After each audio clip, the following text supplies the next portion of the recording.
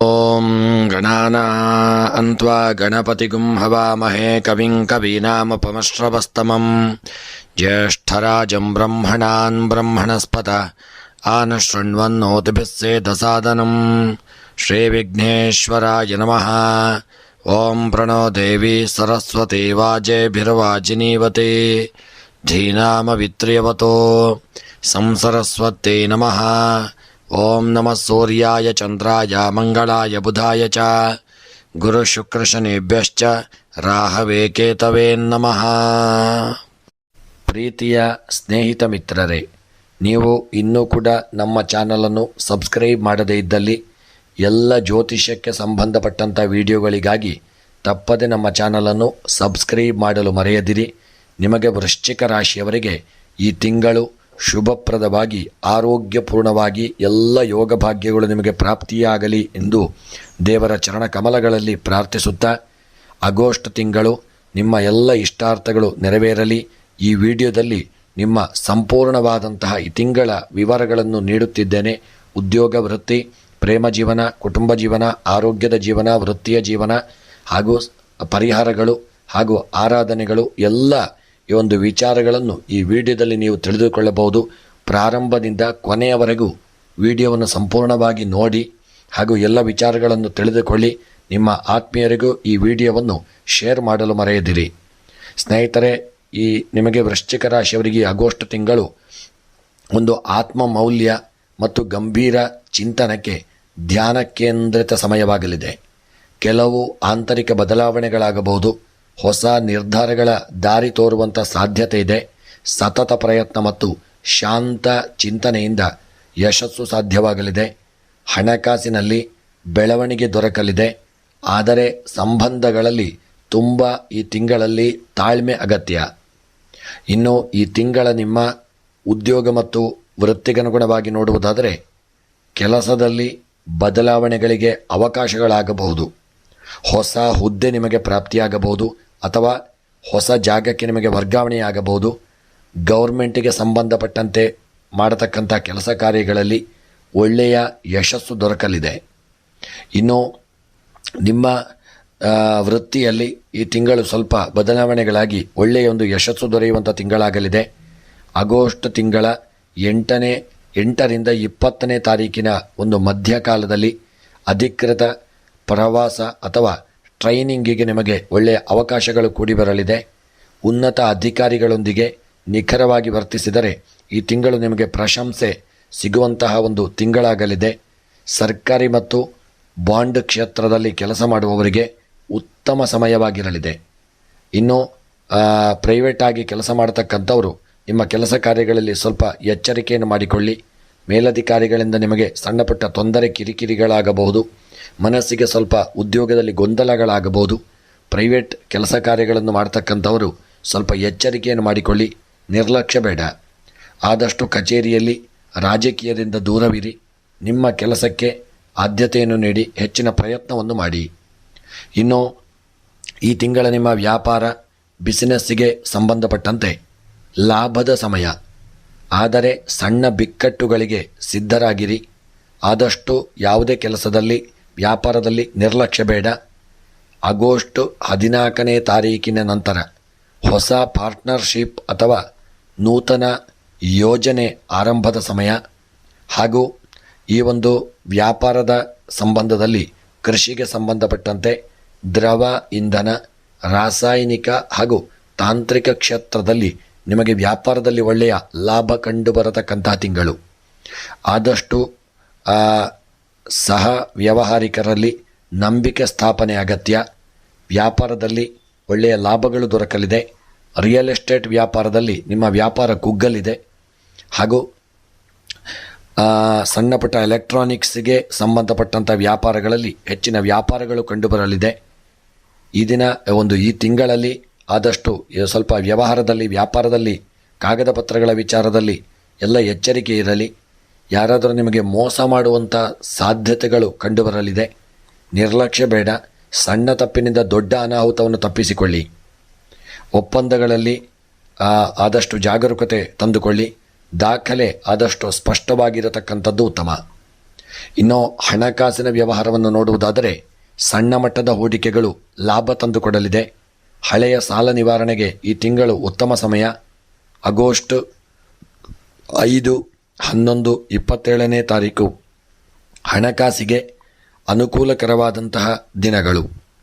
ಈ ಒಂದು ದಿನಗಳಲ್ಲಿ ನೀವು ಹೂಡಿಕೆಯನ್ನು ಮಾಡಬಹುದು. ಹಣವನ್ನು ಕೇಂದ್ರೀಕರಿಸಿಕೊಳ್ಳಿ, ಹೂಡಿಕೆಯನ್ನು ಮಾಡಿ. ಹಣಗಳು ನಿಮಗೆ ಬರತಕ್ಕಂಥ ಬಾಕಿ ಇದ್ದಲ್ಲಿ ಆ ಹಣ ನಿಮ್ಮ ಕೈ ಸೇರುವಂಥ ಯೋಗಗಳಿದೆ. ಹಣದ ಹೂಡಿಕೆಯಲ್ಲಿ ವಿವೇಕ ಬಳಸಿ, ಸ್ನೇಹಿತರ ಸಲಹೆ ಪಾಲಿಸಿ, ಅದರಂತೆ ನಡೆದುಕೊಳ್ಳಿ. ಇನ್ನು ಈ ತಿಂಗಳ ನಿಮ್ಮ ಪ್ರೇಮ ಮತ್ತು ದಾಂಪತ್ಯದ ಜೀವನವನ್ನು ನೋಡುವುದಾದರೆ ಪ್ರೇಮ ಜೀವನದಲ್ಲಿ ಭಾವನಾತ್ಮಕ ಒತ್ತಡ ಅಥವಾ ಮನಸ್ತಾಪಗಳಾಗಬಹುದು. ಸಂಗಾತಿಯೊಂದಿಗೆ ಸಂವಹನ ಸುಧಾರಿಸಿದರೆ ಬಾಂಧವ್ಯ ಉಜ್ವಲವಾಗಲಿದೆ. ಹೊಸ ಪ್ರೇಮ ಸಂಬಂಧಕ್ಕೆ ಮೌಲ್ಯಮಾಪನ ಅಗತ್ಯ. ಆದಷ್ಟು ಪ್ರೇಮಿಗಳು ಅನ್ಯೋನ್ಯತೆಯನ್ನು ಕಾಪಾಡಿಕೊಳ್ಳಿ. ಸಣ್ಣ ಪುಟ್ಟ ಕಲಹಗಳನ್ನು ದೂರ ಮಾಡಿ ಐಕ್ಯಮತ್ಯಗಳನ್ನು ಮಾಡಿಕೊಳ್ಳಿ. ಪ್ರೇಮದ ಒಂದು ದಾಂಪತ್ಯ ಜೀವನ ಈ ತಿಂಗಳಲ್ಲಿ ಸುಖಮಯವಾಗಿರಲಿದೆ. ನಿಮ್ಮ ದಾಂಪತ್ಯ ಜೀವನಕ್ಕೆ ಹಿರಿಯರ ಆಶೀರ್ವಾದವನ್ನು ಪಡೆದುಕೊಳ್ಳಿ. ಸಣ್ಣ ಪುಟ್ಟ ಗೊಂದಲಗಳು ಬಂದರೂ ಪರಿಹಾರವಾಗಲಿದೆ.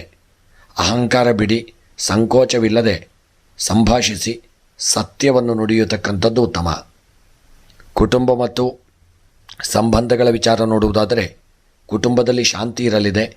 ಆದರೆ ಹಿರಿಯರ ಆರೋಗ್ಯದ ಕಡೆಗೆ ಸ್ವಲ್ಪ ಗಮನವಿರಲಿ. ಆಗಸ್ಟ್ 17ನೇ ತಾರೀಕಿನ ನಂತರ ಕುಟುಂಬದಲ್ಲಿ ಸುದಿನಗಳು ಪ್ರಾರಂಭವಾಗಲಿದೆ. ಮಕ್ಕಳ ಅಭಿವೃದ್ಧಿಯಲ್ಲಿ ಹೆಮ್ಮೆ ತರಬಲ್ಲ ಬೆಳವಣಿಗೆಗಳು ನಿಮಗೆ ಕಂಡುಬರಲಿದೆ. ಮಕ್ಕಳು ಈ ತಿಂಗಳಲ್ಲಿ ನಿಮಗೆ ಸಂತೋಷವನ್ನು ತಂದುಕೊಡುವಂಥ ತಿಂಗಳಾಗಲಿದೆ. ಕುಟುಂಬದಲ್ಲಿ ಐಕ್ಯಮತ್ಯವನ್ನು ಕಾಪಾಡಿಕೊಳ್ಳಿ. ಸಣ್ಣ ಪುಟ್ಟ ಕಲಹಗಳು, ಮನಸ್ತಾಪಗಳಿದ್ದರದನ್ನು ದೂರ ಮಾಡಿ ಎಲ್ಲರೊಂದಿಗೆ ಆ ಸಂಬಂಧಗಳನ್ನು ಬೆರೆಯುವಲ್ಲಿ ನೀವು ಪ್ರಮುಖ ಪಾತ್ರವನ್ನು ಈ ತಿಂಗಳಲ್ಲಿ ಮಾಡಲಿದ್ದೀರಿ. ಸಂಬಂಧಗಳನ್ನು ಗಂಭೀರವಾಗಿ ತೆಗೆದುಕೊಳ್ಳಿ. ಸಣ್ಣ ಮಾತುಗಳಿಂದ ತಪ್ಪುಗಳಾಗದಂತೆ ದೂರವಿರತಕ್ಕಂಥದ್ದು ಉತ್ತಮ. ಇನ್ನು ನಿಮ್ಮ ವಿದ್ಯಾರ್ಥಿಗಳ ವಿಚಾರವನ್ನು ನೋಡುವುದಾದರೆ ಅಧ್ಯಯನದಲ್ಲಿ ಏರುಪೇರುಗಳಾಗಲಿದೆ. ಆದರೆ ಶ್ರದ್ಧೆಯಿಂದ ಮುಂದುವರಿದರೆ ಉತ್ತಮ ಫಲಿತಾಂಶ ದೊರೆಯಲಿದೆ. ಈ ತಿಂಗಳಲ್ಲಿ ನಿಮಗೆ ಸ್ವಲ್ಪ ಆಲಸ್ಯಗಳು ಬರತಕ್ಕಂಥದ್ದು, ವಿದ್ಯೆಯಲ್ಲಿ ತೊಡಗಿಕೊಳ್ಳಲು ಆಗದೇ ಇರತಕ್ಕಂಥದ್ದು, ಸಣ್ಣ ಪುಟ್ಟ ಏನಾದರೂ ಅನಾರೋಗ್ಯಗಳಿಂದಾಗಿ ವಿದ್ಯೆಯಲ್ಲಿ ಹಿನ್ನಡೆಯಾಗತಕ್ಕಂಥದ್ದೆಲ್ಲ ಆಗಬಹುದು. ಆಗಸ್ಟ್ 10 ಮತ್ತು 24 ವಿದ್ಯೆಯಲ್ಲಿ ಉತ್ತಮ ದಿನಗಳು. ಪರೀಕ್ಷೆಗಳಿಗೆ ಅಥವಾ ಹೊಸ ಪ್ರಾಜೆಕ್ಟ್ಗಳಿಗೆ ಇದು ಉತ್ತಮ ಸಮಯ. ಇನ್ನು ಈ ತಿಂಗಳ ನಿರ್ದಿಷ್ಟ ಗುರಿ ಹೊಂದಿದ ವಿದ್ಯಾರ್ಥಿಗಳಿಗೆ ಯಶಸ್ಸುಗಳು ಪ್ರಾಪ್ತಿಯಾಗಲಿದೆ. ಈ ತಿಂಗಳ ನಿಮ್ಮ ಆರೋಗ್ಯದ ವಿಚಾರವನ್ನು ನೋಡುವುದಾದರೆ ರಕ್ತದೊತ್ತಡ ಸಮಸ್ಯೆ, ಶರೀರದ ಉರಿಯೂತದ ಮೂತ್ರದ ಸಮಸ್ಯೆಗಳು ಕಂಡುಬರಬಹುದು. ಸ್ತ್ರೀಯರಿಗೆ ಸ್ವಲ್ಪ ಆರೋಗ್ಯದಲ್ಲಿ ಏರುಪೇರುಗಳಾಗಬಹುದು. ಸ್ವಲ್ಪ ಥೈರಾಯ್ಡಿಗೆ ಸಂಬಂಧಿಸಿದಂಥ ಅನಾರೋಗ್ಯಗಳು, ಹೊಟ್ಟೆಗೆ ಸಂಬಂಧಿಸಿದಂಥ ಅನಾರೋಗ್ಯಗಳು ಕಂಡುಬರಬಹುದು. ಆದಷ್ಟು ಎಚ್ಚರಿಕೆಯನ್ನು ಮಾಡಿಕೊಳ್ಳಿ. ಮಕ್ಕಳಿಗೆ ಈ ಸಮಯದಲ್ಲಿ ಚರ್ಮದ ಎಲರ್ಜಿಗಳಾಗತಕ್ಕಂಥದ್ದು ಹಾಗೂ ಫಂಗಸ್ಗಳಂಥದ್ದು ಏನಾದರೂ ಸಣ್ಣ ಪುಟ್ಟ ಸಮಸ್ಯೆಗಳು ಕಂಡುಬರಬಹುದು. ಶೀತ ಕಫದಂಥ ಅನಾರೋಗ್ಯಗಳು ಮಕ್ಕಳಿಗೆ ಕಾಣಿಸಿಕೊಳ್ಳಬಹುದು. ಆರೋಗ್ಯದಲ್ಲಿ ನಿರ್ಲಕ್ಷ್ಯ ಮಾಡದೆ ಎಚ್ಚರಿಕೆ ಅಗತ್ಯ. ಆಗಸ್ಟ್ 16 ಮತ್ತು 25 ಆರೋಗ್ಯದಲ್ಲಿ ಹೆಚ್ಚಿನ ಎಚ್ಚರಿಕೆ ಮಾಡಿಕೊಳ್ಳಿ. ಹಾಗೂ ಆದಷ್ಟು ಬೆಚ್ಚಗಿನ ನೀರಿನ ಸ್ನಾನ ಮಾಡಿ, ಜಂಕ್ ಫುಡ್ಗಳನ್ನು ತಪ್ಪಿಸಿ, ನಿತ್ಯ ನಿದ್ರೆಯನ್ನು ಶಿಸ್ತುಬದ್ಧವಾಗಿ ಮಾಡಿ ಹಾಗೂ ಆರೋಗ್ಯದಲ್ಲಿ ಜಾಗರೂಕತೆಯನ್ನು ತಂದುಕೊಳ್ಳಿ. ಇನ್ನು ಈ ತಿಂಗಳ ನಿಮ್ಮ ಪರಿಹಾರಗಳನ್ನು ನೋಡುವುದಾದರೆ ಈ ತಿಂಗಳಲ್ಲಿ ನಿಮ್ಮ ಪರಿಹಾರಗಳು ಪ್ರತಿ ಮಂಗಳವಾರದಂದು ಭೋಜನಕ್ಕೂ ಮೊದಲು ಆಂಜನೇಯ ಸ್ವಾಮಿಯ ಜಪವನ್ನು ಮಾಡಿ, ಹನುಮಾನ್ ಚಾಲೀಸನ್ನು ಪಠಣ ಮಾಡಿ ಹಾಗೂ ಈ ತಿಂಗಳಲ್ಲಿ ಪರಿಹಾರಕ್ಕಾಗಿ ಪ್ರತಿನಿತ್ಯ ಓಂ ನಮಃ ಶಿವಾಯ ಎಂಬ ಮಂತ್ರವನ್ನು 21 ಬಾರಿ ಜಪ ಮಾಡಿಕೊಳ್ಳಿ. ಪ್ರತಿ ಶನಿವಾರ ಶನಿದೇವರಿಗೆ ಹೂವಿನಿಂದ ಅರ್ಚನೆಯನ್ನು ಮಾಡಿಸಿ ಹಾಗೂ ಎಳೆನೀರಿನಿಂದ ಅಭಿಷೇಕ ಮಾಡಿಕೊಳ್ಳಿ. ಮತ್ತು ಈಶ್ವರ ದೇವಾಲಯದಲ್ಲಿ ಈಶ್ವರ ದೇವರಿಗೆ ಹಾಲಿನಿಂದ ಅಭಿಷೇಕವನ್ನು ಮಾಡಿಸಿಕೊಳ್ಳಿ.